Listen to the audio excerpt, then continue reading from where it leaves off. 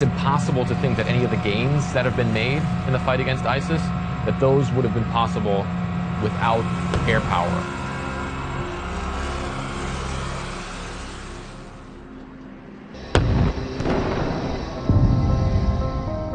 The air war against ISIS consumes so much of the money on the fight against ISIS, and it's so complex that it's really, really expensive and a lot bigger than you'll see on TV.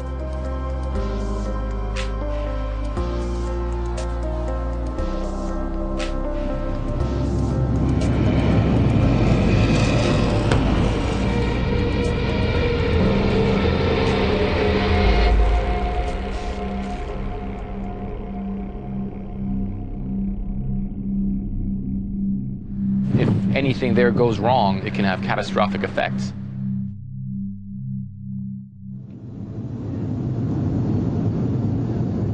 The air war eats up more than 2/3 of the cost of the entire anti-ISIS campaign. That's almost $13 million every day. Now, to drop even a single bomb, the U.S. Armed Forces have assets at every elevation, from sea level to the edge of space. You need on-the-ground intelligence. You need a bird's-eye view of the battlefield. You need to keep planes in the air. You need planes to drop the bombs. Of course, you need to deliver ammunition and supplies to troops on the ground. We went on a mission to rearm frontline troops in Iraq. These flights are both critical and dangerous. I think that we're going to take off and then probably land in some makeshift airstrip somewhere, offload the weapons, and then get out. Well, I think they want to spend as little time as possible on the ground. It's a pretty serious mission, isn't it? You know, getting munitions to frontline troops, I think, it's important, and at the same time, probably not very easy to do also for the pilots. We're carrying surface-to-surface rockets probably for frontline troops fighting against ISIS, so this is pretty urgent cargo, I would say.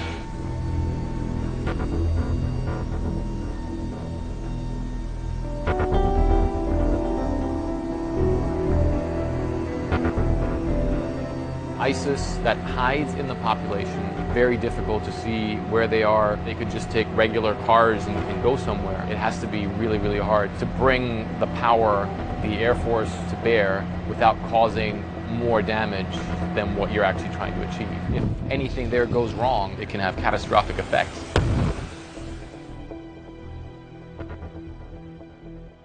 For this war, America needs lots of bombs. And this is where they're assembled, a bomb farm where Vietnam-era ordnance is outfitted with GPS guidance kits, turning them into smart weapons. They can build up to 15 bombs every hour here. I'm surprised there's a lot of bombs out there, so out in the heat. That doesn't matter? That doesn't matter. There's no really hazards for handling this. We could drop this from a truck and it wouldn't detonate.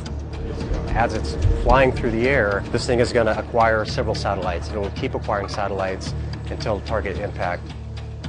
The fact that a guidance kit for a smart bomb costs around $20,000. That's every single time there's a strike with one of these. That's not even taking into account the money that you pay for the bomb itself. It's actually surprising what these do. These can impact the ground straight down or glide straight into the side of a building. Daddy builds things that take care of bad guys. It's about the easiest way to describe what I do to a 7-year-old. Well, again, our breaking news tonight, the U.S. military has conducted airstrikes against an ISIS Call to position. action against ISIS. Yeah, the fight against ISIS is why we're here. That's our job. That's not going to change. The U.S.-led coalition is carrying out airstrikes. And ISIS says a senior leader has been killed in Syria. The U.S. military did not do its homework to really analyze the target. At least 40 people were killed when an airstrike hit a mosque.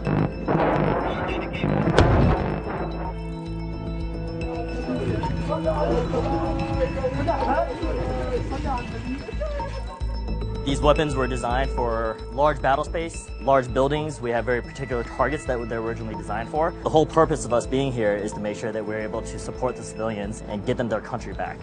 We're also having to make sure that we don't cause any undesired effects onto the civilian populace.